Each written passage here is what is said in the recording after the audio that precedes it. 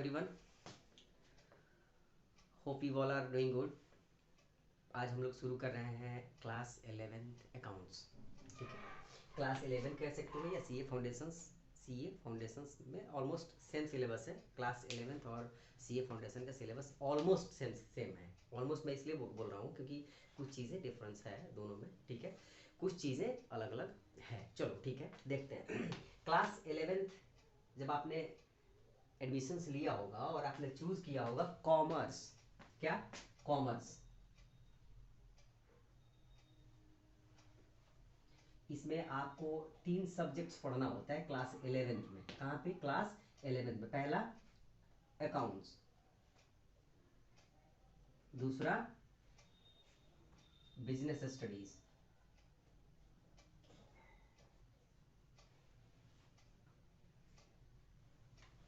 और तीसरा आपको पढ़ना पड़ता है इकोनॉमिक्स। और कुछ बच्चे इकोनॉमिक्स नहीं लेते हैं, कुछ लोग इकोनॉमिक्स नहीं लेते हैं, वो चूज कर लेते हैं ईपीएस। ईपीएस का मतलब होता है एंटरप्रेन्योरशिप। ठीक है, कुछ बच्चे ईपीएस चूज करते हैं, एंटरप्रेन्योरशिप चूज करते हैं। यानी कि बेसिकली वो कुछ हद तक बिजनेस स्टडीज की तरफ है। उसमें बिजनेस वगैरह के बारे में आपको बताया जाता है, स्टार्टअप्स वगैरह क्या होता है, इन सब सारी चीज़ों के बारे में बताया जाता है। ठीक है, तो ये 3 सब्जेक्ट्स आपको पढ़ना होता है बेसिकली कॉमर्स के लिए। पहला अकाउंट्स, दूसरा बिजनेस स्टडीज और तीसरा इकोनॉमिक्स। आज हम लोग स्टार्ट करेंगे अकाउंट से। ठीक है, आज हम लोग स्टार्ट करेंगे अकाउंट से। हम लोग आखिर अकाउंट्स पढ़ क्यों रहे हैं? क्या पर्पस है अकाउंट्स पढ़ने का? आखिर आपने जब चूज किया होगा, जब कॉमर्स स्ट्रीम आपने चूज किया होगा 11th क्लासेस में, आपके 3 ऑप्शन था। आप साइंस ले सकते थे, आर्ट्स ले सकते थे, यानी कि ह्यूमैनिटी ले सकते थे, और कॉमर्स ले सकते थे। आपने चूज किया कॉमर्स। कॉमर्स जब चूज किया तो पहला दिमाग में आया होगा कि अकाउंट्स पढ़ना पड़ता है वहाँ। ठीक है, अकाउंट्स का मतलब लोगों को लगता है कि मैथ्स, एक तरह से अकाउंट्स लोगों को लगता है कि मैथ्स है। ये बेसिकली मैथ्स ही है, पर वो उस तरह का मैथ्स नहीं है जिस तरह का आपको साइंस स्ट्रीम में आपको मैथ्स पढ़ना होता है। ठीक है, देखो अकाउंट्स हम पढ़ते क्यों हैं, हम अभी डिस्कस करेंगे सिर्फ अकाउंट्स के बारे में। हम किस चीज़ के बारे में डिस्कस करेंगे? सिर्फ अकाउंट्स के बारे में। बाद में धीरे धीरे ये बिजनेस स्टडीज और इकोनॉमिक्स वगैरह के बारे में डिस्कस करेंगे। तो अकाउंट्स पढ़ क्यों रहे हैं हम? क्या पर्पस है अकाउंट्स पढ़ने का? To know the profit and loss. To know the profit and loss. देखो लॉजिकली बात है कि कोई भी बिजनेस, कोई भी बंदा जब बिजनेस करता है ना, कोई भी आदमी जब बिजनेस करता है तो उसका पर्पस क्या होता है? प्रॉफिट कमाना, प्रॉफिट अर्न करना उसका पर्पस होता है। प्राइमरी पर्पस होता है प्रॉफिट अर्न करना। ठीक है, तो प्रॉफिट पता कैसे चलेगा? आखिर किसी बिजनेस मैन को प्रॉफिट कैसे पता चलेगा? जब तक वो अपने बुक्स ऑफ अकाउंट्स को नहीं बनाएगा। बुक्स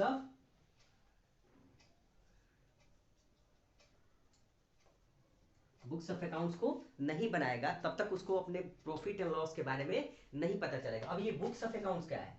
बुक्स ऑफ अकाउंट्स का मतलब जिस बुक में हम अकाउंट्स लिखते हैं ना, अकाउंटिंग जिस बुक में करते हैं उसी को बोलते हैं बुक्स ऑफ अकाउंट्स। ठीक है, बुक्स ऑफ अकाउंट्स यानी कि जिस बुक में हम सारा डेटा लिखते हैं ना, किसको कितना बेचा, किससे कितना खरीदा, किसको उधार बेचा, किसको नगद बेचा, यानी कि किसको कैश सेल्स किया, किसको क्रेडिट सेल किया, किसको कैश परचेज किया, किससे कैश परचेज किया और किससे क्रेडिट परचेज किया, ये सारी चीजें आप जिस बुक में लिखते हो ना, उसी बुक को बोलते हैं बुक्स ऑफ अकाउंट्स। तो जब तक ये बुक्स ऑफ अकाउंट्स नहीं बनाओगे आप, जब तक आप ये बुक्स ऑफ अकाउंट्स नहीं बनाओगे तब तक आपको उस बिजनेस की प्रॉफिटेबिलिटी नहीं पता चलेगी। तो आप प्रॉफिट जानने के लिए आपको क्या करना पड़ता है? आपको अकाउंट्स बनाना पड़ता है, बुक्स ऑफ अकाउंट्स मेंटेन करना पड़ता है। क्या लगता है कि ये सारे बिजनेसमैन बुक्स ऑफ अकाउंट्स बनाते हैं क्या? मैं सिंपल एक एग्जांपल पूछ रहा हूँ आपसे, आप बताना कि आपसे अकाउंट्स पूछ रहा हूँ। सिंपल्स मैं एक चीज पूछ रहा हूँ आपसे, आप एक बात बताओगे। जैसे एक चाय का दुकान वाला है, एक समोसे का दुकान वाला है, एक छोटा सा किराने का दुकान वाला है, एक स्टेशनरी दुकान वाला है।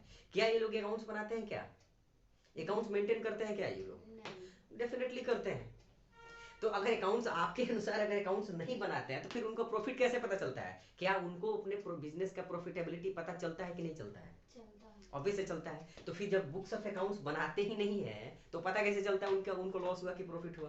एक छोटा डायरी में। हाँ, एक डायरी मेंटेन करते हैं, एक छोटा सा डायरी मेंटेन करते हैं। एक छोटा सा डायरी मेंटेन करते हैं और उसी में लिखते हैं कि कितना का सेल किया उन्होंने और कितने का परचेज किया, कितने का क्रेडिट सेल किया और कितने का क्रेडिट परचेज किया। ठीक है, तो ये सारी चीजें वो उसमें लिखते रहते हैं, तो उससे उनको अंत में निकल के आ जाता है कि कितने का उन्होंने सामान खरीदा था और कितने का बेचा था, उससे उनको प्रॉफिटेबिलिटी उसका पता चल जाता है। ठीक है, कितने सैलरी, स्टाफ को कितनी का सैलरी उन्होंने दिया, स्टाफ को कितनी का सैलरी उन्होंने दिया, ये सारी चीजें उनको पता चल जाती है। अब इससे बेनिफिट्स क्या होता है कि उस बंदे को ना सारा डिटेल्स पता होता है कि वो कितने का सामान खरीदा और क्रेडिट में कितने का खरीदा और कैश में कितने का खरीदा, कितने का परचेज किया, क्रेडिट में कितने का परचेज किया और कैश में कितने का परचेज किया, ये सारी डिटेल्स उसको पता चल जाती है। क्यों? क्योंकि ये बुक में लिखा रहता है। क्यों बुक में लिखने की जरूरत क्या है? अच्छा, अकाउंट्स में मुझे बताया था कि अकाउंट्स मेंटेन करने की क्या जरूरत है, ये बुक में लिखने की जरूरत है क्या? प्रॉफिटेबिलिटी पता करना, ठीक है, प्रॉफिटेबिलिटी पता करना, उसके अलावा कोई और भी रीजन है क्या ये बुक्स ऑफ अकाउंट मेंटेन करने का?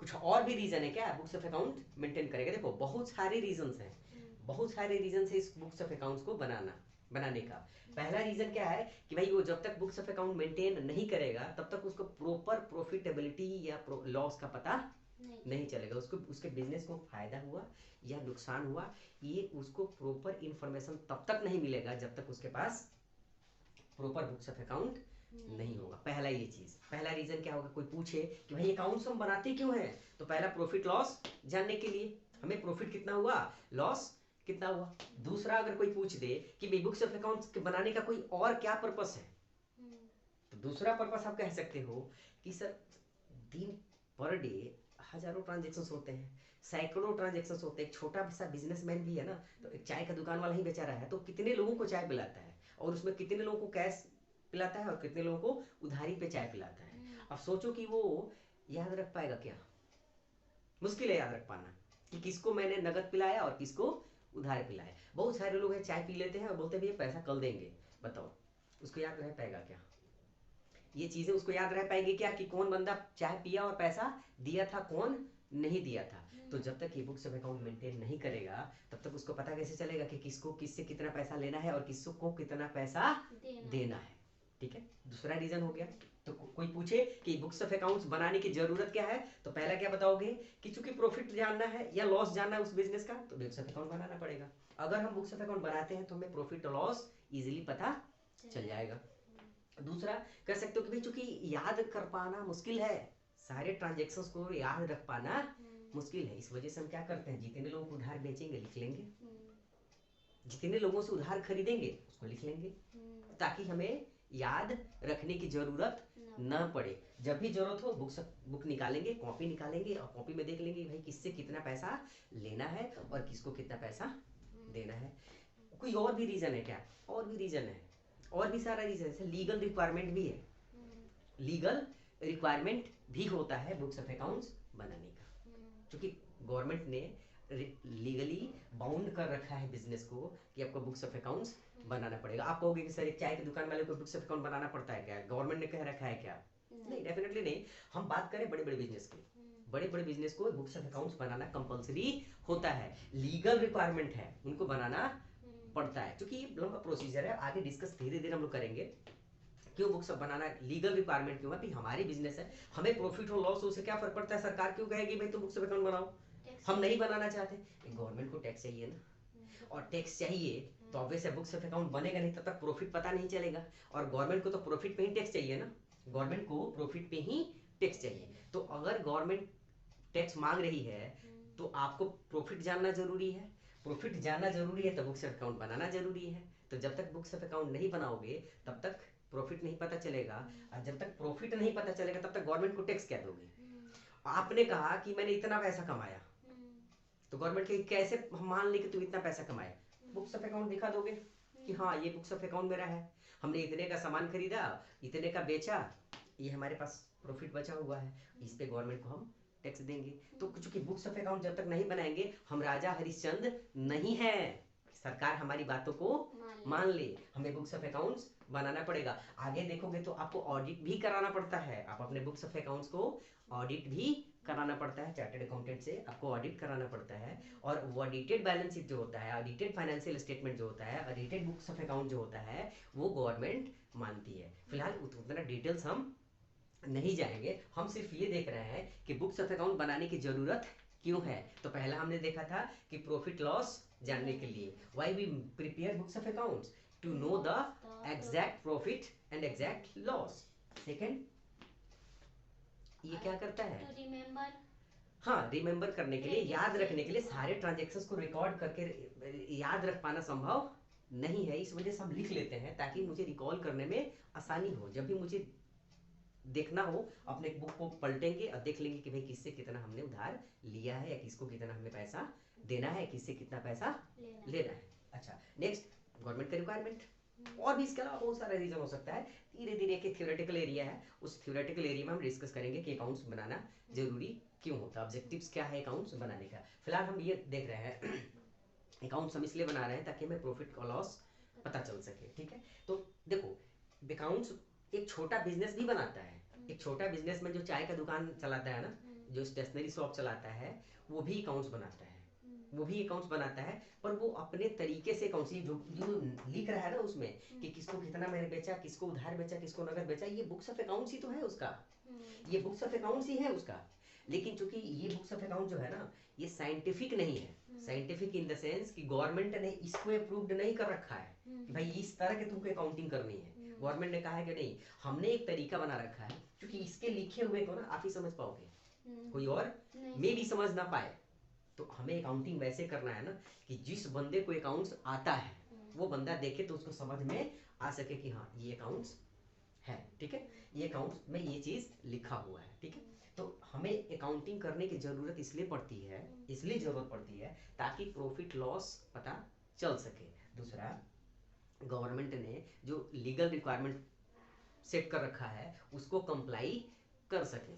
तीसरा, कि हम अगर किसी को उधार बेच रहे हैं या किसी से उधार खरीद रहे हैं तो ये याद रखने की जरूरत नहीं पड़े, हम लिख के रखेंगे, जब भी जरूरत पड़ेगा हम बुक्स ऑफ अकाउंट्स को ओपन करेंगे, देखेंगे, पता चल जाएगा कि किससे कितने का उधार लिया है और किसको कितना उधार बेचना है। देखो ये चीजें मैं बार बार रिपीट इसलिए कर रहा हूँ ना कि आगे बहुत बार यूज होगा ये चीज, ठीक है, इस वजह से मैं कई बार इसको रिपीट कर रहा हूँ, ठीक है ना। देखो, हम यहाँ पे जो अकाउंट्स बना रहे हैं चाय की दुकान के लिए, स्टेशनरी की दुकान के लिए, या छोटा सा किराने की दुकान के लिए, तो ये बुक्स ऑफ अकाउंट्स ही है, पर ये साइंटिफिक नहीं है, ये साइंटिफिक नहीं है, इसको हम कंसीडर नहीं कर सकते हैं, गवर्नमेंट इसको कंसीडर नहीं कर सकती है। हमें जो अकाउंट्स कहोगे कि सर फिर तो स्टेशनरी शॉप वाला कॉमर्स पढ़ा होगा, जरूरी नहीं है, जरूरी हो सकता है वो साइंस बैकग्राउंड से हो सकता है बंदे ने बीएससी कर रखा हो सकता है बंदे ने बीए कर रखा हो, यानी कैट्स बैकग्राउंड से हो, जरूरी थोड़ी नहीं कि कॉमर्स बैकग्राउंड से हो। इस तरह की अकाउंटिंग करने के लिए कॉमर्स बैकग्राउंड का होना जरूरी नहीं है, और कोई भी बिजनेस करने के लिए कॉमर्स पढ़ना जरूरी नहीं है। हम कॉमर्स अगर नहीं भी पढ़े हैं तो हम बिजनेस कर सकते हैं, ठीक है। अकाउंटिंग करने के लिए कॉमर्स पढ़ा हुआ होना चाहिए, ये जरूरी नहीं है। मेरा कहना है कि ये अकाउंटिंग तो कर ही रहा है ना बंदा, पर ये साइंटिफिक नहीं है, ये अकाउंटिंग साइंटिफिक, हाँ आपको अगर साइंटिफिक तरीके से अकाउंटिंग करनी है तो फिर कॉमर्स पढ़ना पड़ेगा, और इस वजह से हमें अकाउंट्स पढ़ने की जरूरत पड़ती है ताकि हम प्रॉपर तरीके से बुक्स ऑफ अकाउंट को बना सके और गवर्नमेंट उसको मान सके, एक्सेप्ट कर सके, ठीक है, साइंटिफिक तरीके से, डबल एंट्री सिस्टम पे, डबल एंट्री सिस्टम पे। ये अकाउंटिंग जो कर रहा है ना इसको हम बोलते हैं सिंगल एंट्री सिस्टम। आगे हम लोग डिस्कस करेंगे, पढ़ेंगे आगे, नेक्स्ट आपको चैप्टर मिलेगा, इसको बोलते हैं सिंगल एंट्री सिस्टम्स, यानी कि इसको एक और नाम देते हैं accounting incomplete for incomplete records, incomplete records, ठीक है। इनकम्प्लीट रिकॉर्ड्स का मतलब इसमें पूरा रिकॉर्ड मेंटेन नहीं किया हुआ है, और इसको देख के सब आदमी समझ नहीं सकता है। इसको पूरा करने के लिए डबल अकाउंटिंग सिस्टम हम फॉलो करते हैं, डबल एंट्री सिस्टम, ठीक है, डबल एंट्री सिस्टम, ठीक है, उसको हम वैसे करते हैं। अब देखो यहाँ पे जो अकाउंट्स मेंटेन किया जा रहा है ना, तो अकाउंट्स हम एक केस ले रहे हैं, केस इन द सेंस कि हम एक स्टडीज कर रहे हैं कि आप किसी चीज का सोचो कि बिजनेस करना चाहते हो, किसी चीज का बिजनेस स्टार्ट करना चाहते हो, किराने का दुकान करना चाहते हो, स्टेशनरी का दुकान करना चाहते हो, या चाय का दुकान लगाना चाहते हो, या गोलगप्पे का दुकान लगाना चाहते हो, किसी भी चीज़ का अगर आप बिजनेस करना चाहते हो, मान लो कि शुरू शुरू में पैसा तो इन्वेस्ट करना पड़ेगा ना, शुरू शुरू में पैसा तो लगाना पड़ेगा ना। देखो शुरू में जो पैसा इन्वेस्ट करोगे आप, शुरू में जो पैसा इन्वेस्ट करोगे, ठीक है, देखो यहाँ पे हम देख रहे हैं, इसको मिटा दे रहा हूँ, इसको एक बार लिख लेना, लिखने की ज़रूरत वैसे है नहीं उतनी, इसमें मैं लिखने वाला कुछ बताया नहीं हूँ। देखो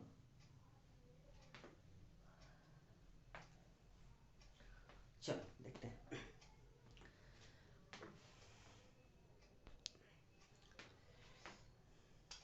What happened?